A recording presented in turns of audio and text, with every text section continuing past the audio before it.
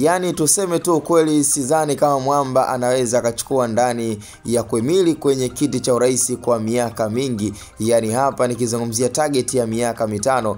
Taarifa ambayo mpaka sasa hivi tunayoipokea ni kwamba viongozi wa dini ambao wanaongozwa na Papa Robert, ambaye ni papa mpya baada ya marehemu Papa Francis kuweza kuondoka na kuingia katika issue ama tuweze kuzungumzia swala la umauti. Sasa unaambiwa baada ya Ibrahim Traore kuweka wazi na kuzungumzia kwamba katika nchi yake ya Burkina Faso, tena akiwa kwenye mazungumzo na vyombo vya habari, lakini pia akiweka wazi katika swala ambalo halihitaji liweze kuingia katika nchi yake, basi ni issue ya mapenzi ya jinsia moja, yani ushoga pamoja na issue ya usagaji. Sasa katika ajenda ambayo imekuwa ikiendelea kusambazwa sana hata katika sehemu tofauti, bunge la Ulaya na maeneo kadha kadha, tunajua dola ya dunia imeshikiliwa na viongozi wa dini. Tena nimezungumzia huyu Mwamba ambaye ni papa, ambaye yeye ndo kiongozi aliyeweza kushika dola kokote na kukanyaga sehemu yoyote anayoenda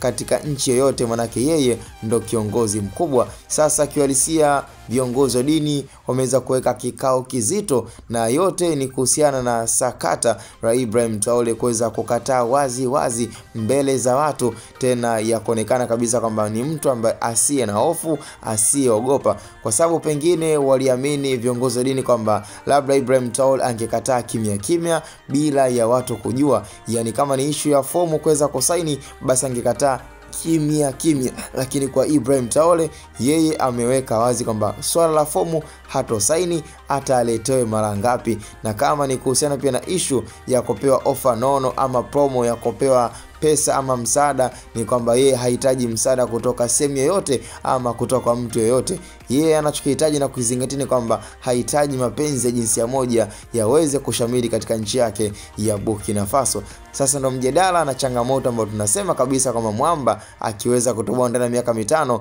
bila ya kufanya kitendo chochote, basi Mwamba atakuwa yuko vizuri kwenye upande wa kujilinda. Lakini mpaka sasa hivi maadui wanaongezeka, tena amejikuta ameingia kwenye uadui na mtu ambaye kiuhalisia papa, ambaye tunajua kwa sasa hivi yeye ana support issue ya LGBT, yani lesbian, gay, bisexual, transgender, ambao ni issue ya mapenzi ya jinsia moja ama agenda ya kuruhusu mapenzi ya jinsia moja katika nchi za Kiafrika. Cha msingi bwana, tukutane kwenye comment. Ni Hatboy Media.